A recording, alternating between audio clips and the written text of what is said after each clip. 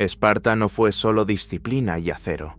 Fue también un escenario donde un puñado de nombres escribió, con sangre y decisiones, el destino de toda Grecia. Reyes que guiaron a sus hombres hacia la gloria o hacia la ruina, generales que extendieron su poder más allá de sus fronteras, traidores que revelaron los secretos de su patria al enemigo, y mujeres que desafiaron las cadenas de su tiempo para dejar su huella en la eternidad. Cada uno de ellos moldeó el rostro de la ciudad más temida del mundo antiguo. Unos levantaron su poder hasta lo más alto, otros aceleraron su caída, pero todos dejaron cicatrices imborrables en la memoria de la historia. Hoy no escucharás leyendas de guerreros anónimos, ni relatos adornados por la propaganda. Hoy conocerás a los 10 personajes más influyentes de Esparta, 10 nombres que aún resuenan como ecos de un mundo forjado en hierro y en sombra, y descubrirás que detrás de la leyenda siempre hubo hombres y mujeres de carne, de sangre y de destino. Número 10. Demarato, el rey traidor. Demarato ascendió al trono de Esparta en un tiempo turbulento, compartiendo el poder con otro rey, Cleómenes I, pero su reinado estuvo marcado por intrigas, rivalidades y luchas internas.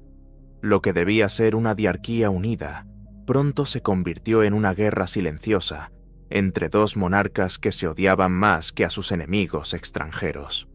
Cleómenes, astuto y despiadado, maniobró para destituirlo, acusándolo de no ser hijo legítimo y sembrando la duda en el pueblo espartano. Humillado, sin aliados en casa y perseguido por las acusaciones, Demarato no tuvo más opción que huir. Pero su exilio no fue un final, fue el comienzo de su transformación. Llegó a Persia, la misma potencia que Esparta había enfrentado con fiereza en Maratón, y allí, en la corte del gran rey Jerjes, no solo encontró protección, sino también un nuevo papel, el de consejero. Demarato conocía los secretos de Esparta, sus costumbres, sus fortalezas y sus debilidades, y se los entregó al enemigo. Se dice que cuando Jerjes marchaba hacia Grecia con su ejército inmenso, Demarato le habló de la disciplina espartana, de su obstinación y de su código de honor. Lo advirtió. Ellos lucharán, aunque sean pocos, no se rendirán. Pero esas palabras, aunque eran cierta advertencia, eran también el reflejo de un hombre que ya no servía a su patria, sino a su nuevo amo.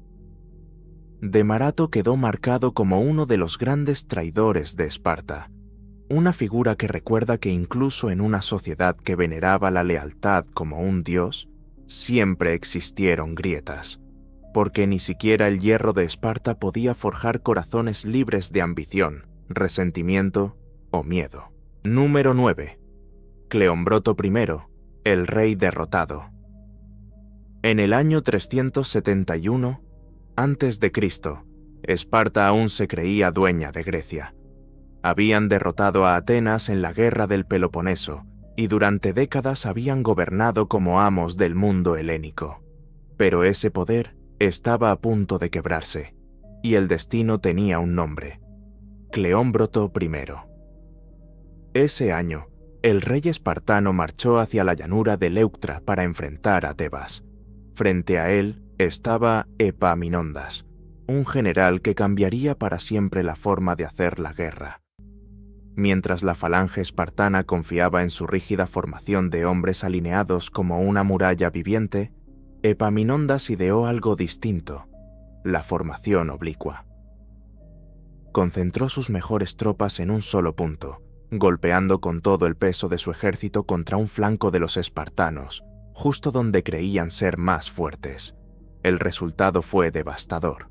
La falange, orgullo de Esparta durante siglos, se rompió. Los guerreros que habían jurado no retroceder comenzaron a caer uno tras otro bajo las lanzas tebanas, y en medio de la masacre, Cleómbroto cayó muerto. Su muerte no fue solo la de un rey, fue la señal de que la era espartana llegaba a su fin. La batalla de Leuctra no fue una derrota más, fue un terremoto. Por primera vez, El mito de la invencibilidad espartana se quebraba ante los ojos de toda Grecia. Ya no eran los guerreros perfectos, ya no eran los amos indiscutibles, eran hombres que podían ser vencidos, y lo fueron. Cleón Brotoprie pasó a la historia como el rey bajo cuyo mando se derrumbó el orgullo de Esparta. Su nombre quedó asociado no a la gloria, sino al inicio de la decadencia, porque en Leuctra, más que un ejército, lo que murió fue el mito. Número 8. Cinisca, la princesa olímpica. En la Grecia antigua, la gloria estaba reservada a los hombres.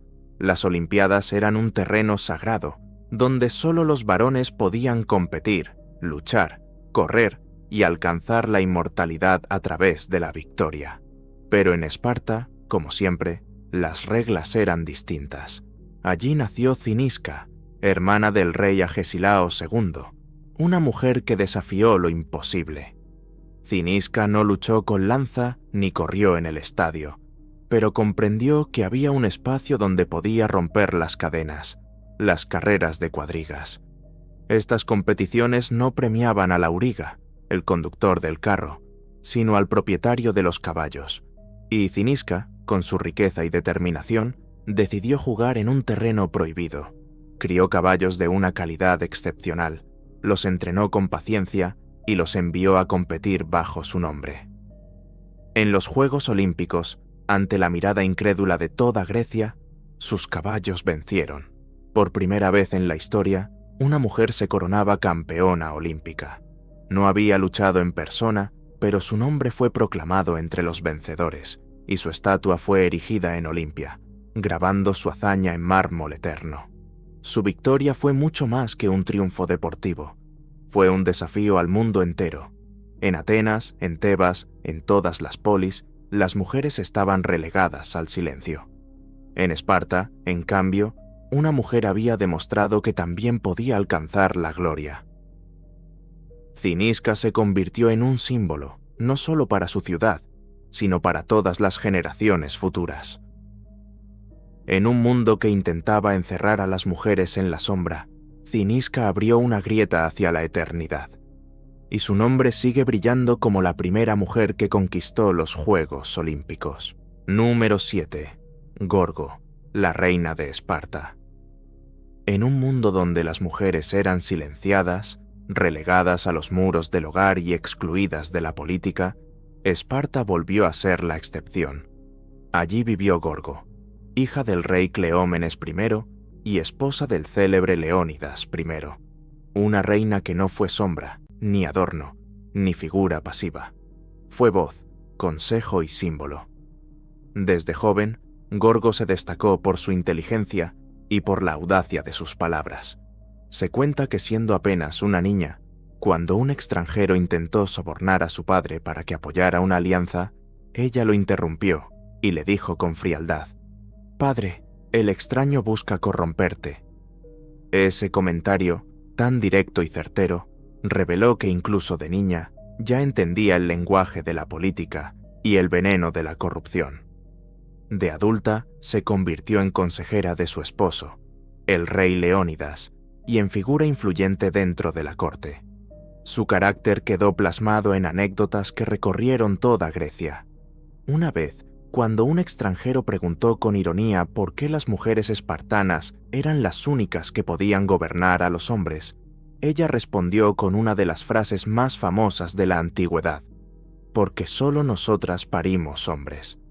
No era arrogancia, era un recordatorio de que en Esparta las mujeres no eran débiles ni serviles, eran pilares de la ciudad, forjadoras de guerreros. Pero la frase que selló su leyenda fue la que dirigió a su propio hijo cuando partió hacia la guerra. No le pidió cautela ni le suplicó prudencia, le dijo simplemente: «Vuelve con tu escudo, o sobre él». Esas palabras no eran solo un mandato de honor, eran una sentencia. O regresabas victorioso, con tu escudo en la mano, o regresabas muerto, siendo cargado sobre él. La derrota no era opción, y la cobardía era peor que la muerte. Gorgo fue el reflejo de lo que Esparta esperaba de sus mujeres. fortaleza, frialdad y la capacidad de poner la ciudad por encima de la vida misma.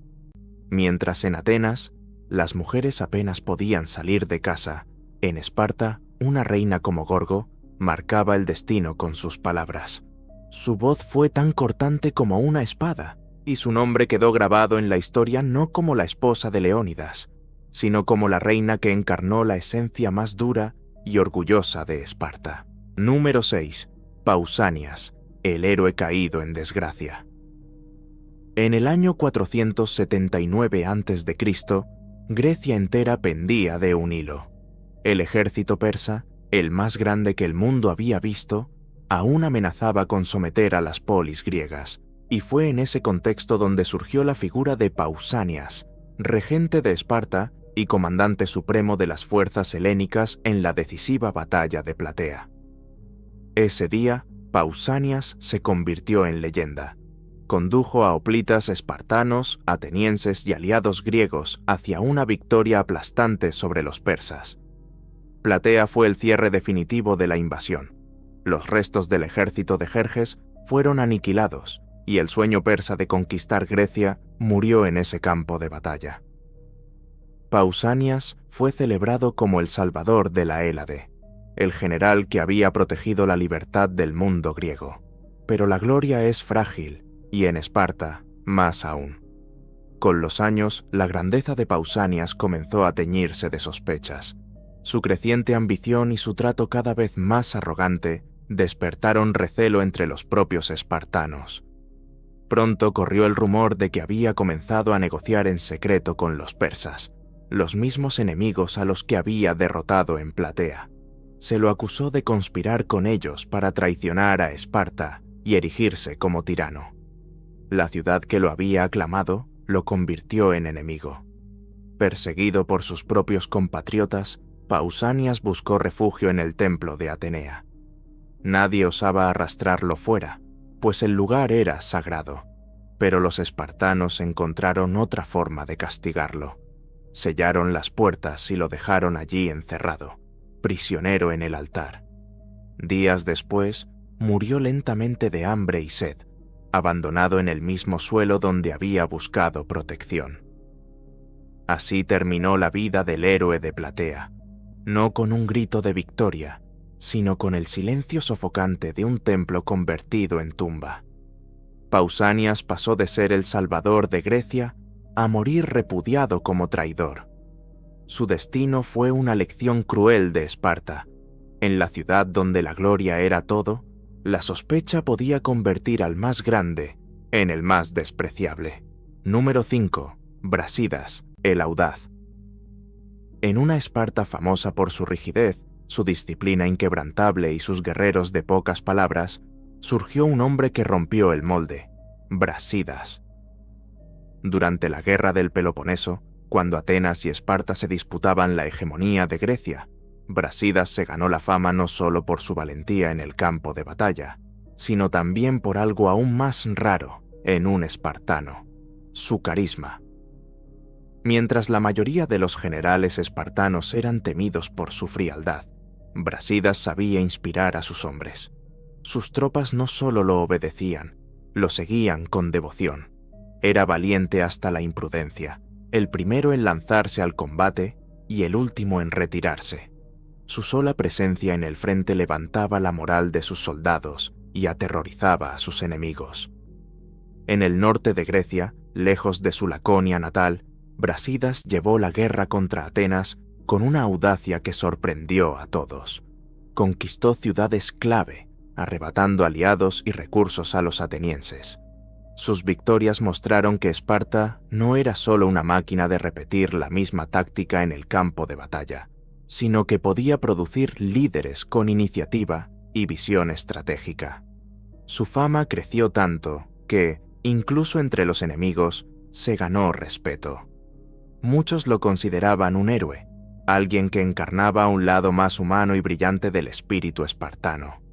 Pero la gloria siempre cobra un precio. En la batalla de Anfípolis, Brasidas se enfrentó a los atenienses en un combate feroz.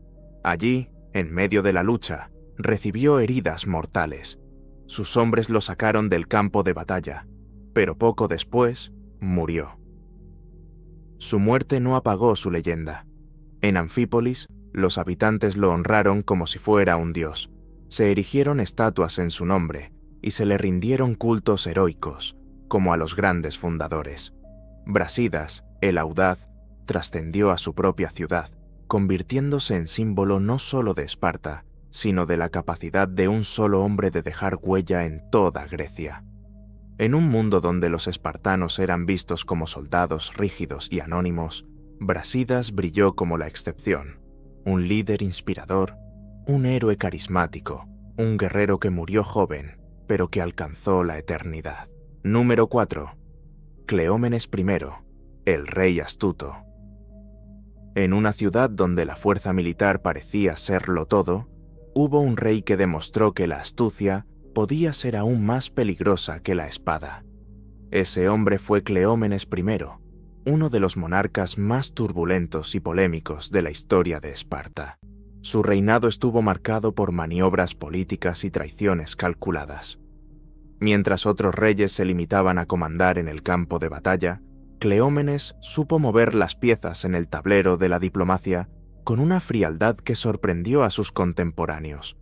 No dudó en intervenir en los asuntos de Atenas, manipulando facciones, apoyando a unos y destruyendo a otros, siempre buscando que Esparta saliera beneficiada. Con cada jugada, expandía el poder de su ciudad y su propio prestigio. Pero ese talento para la intriga venía acompañado de un carácter inestable, casi impredecible. Los cronistas antiguos lo describen como brillante, sí, pero también como peligroso, capaz de la mayor astucia y de la mayor crueldad en un mismo movimiento. Su reinado fue una mezcla de éxitos militares y decisiones polémicas que sembraban odio y admiración a partes iguales. Finalmente, la balanza se inclinó hacia la tragedia. Sus enemigos internos lograron detenerlo, y fue apresado en Esparta, y allí, en la soledad de su encierro, se consumó su final. Según las crónicas, Cleómenes perdió la razón, y en un acto de desesperación, tomó su propia espada. No se limitó a un golpe rápido. Comenzó a cortarse en pedazos, destruyendo su propio cuerpo con una brutalidad que horrorizó incluso a sus carceleros. Así murió Cleómenes I, el rey astuto que había manipulado a Grecia entera, devorado al final por sus propios demonios. Su destino fue la prueba de que, en Esparta, ni siquiera la astucia ni el poder podían protegerte de ti mismo. Número 3. Agesilao II, el rey cojo. En una sociedad que despreciaba cualquier debilidad física, el destino parecía jugar en contra de Agesilao II. Nació con un defecto en la pierna que lo marcó para siempre. Cojeaba al caminar. En cualquier otra ciudad griega, aquello lo habría condenado al desprecio o al olvido.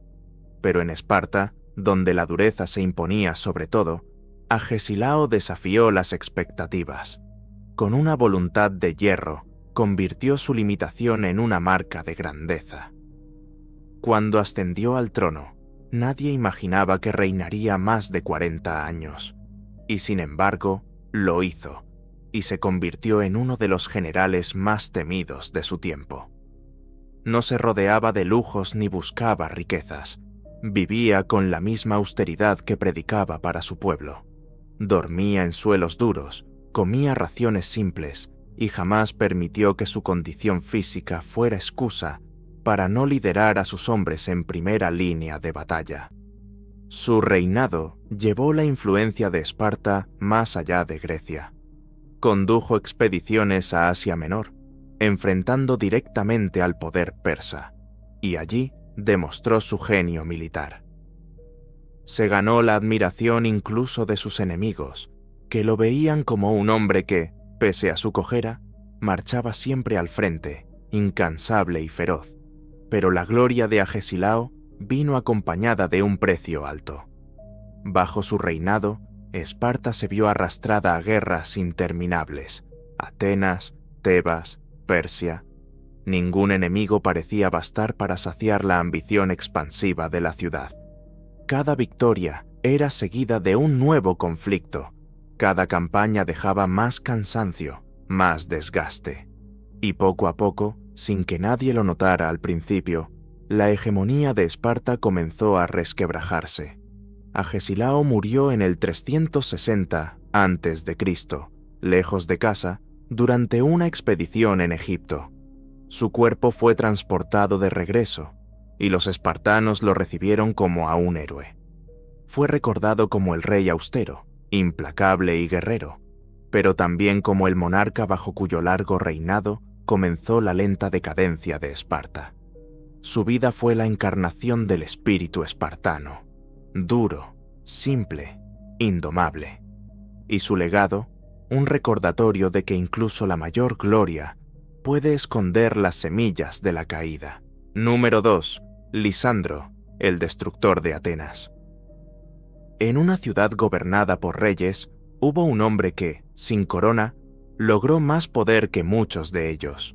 Su nombre fue Lisandro, y aunque jamás se sentó en el trono, cambió para siempre el destino de Grecia. Durante la guerra del Peloponeso, Atenas parecía indestructible. Su flota dominaba los mares, su comercio era inmenso, y sus muros la protegían como una fortaleza inexpugnable. Pero entonces apareció Lisandro, carismático, astuto y con una visión más amplia que la de la mayoría de sus compatriotas. Comprendió que la guerra no se ganaría solo con lanzas en tierra, sino con barcos en el mar. Como almirante, reorganizó la flota espartana, forjó alianzas con Persia para financiarla y esperó pacientemente el momento de golpear. Ese momento llegó en el año 405 a.C., en la batalla de Egospótamos. Allí, mediante una trampa magistral, sorprendió a la flota ateniense cuando estaba desprevenida. En cuestión de horas, destruyó casi todo el poder naval de Atenas. Fue un desastre absoluto. Con su flota aniquilada, la orgullosa ciudad quedó aislada, sin alimentos ni defensas. Un año después, Atenas capituló. La ciudad de Sócrates, de Pericles y de los grandes dramaturgos se arrodilló ante Esparta. Y fue Lisandro, no un rey, quien dictó las condiciones de su rendición.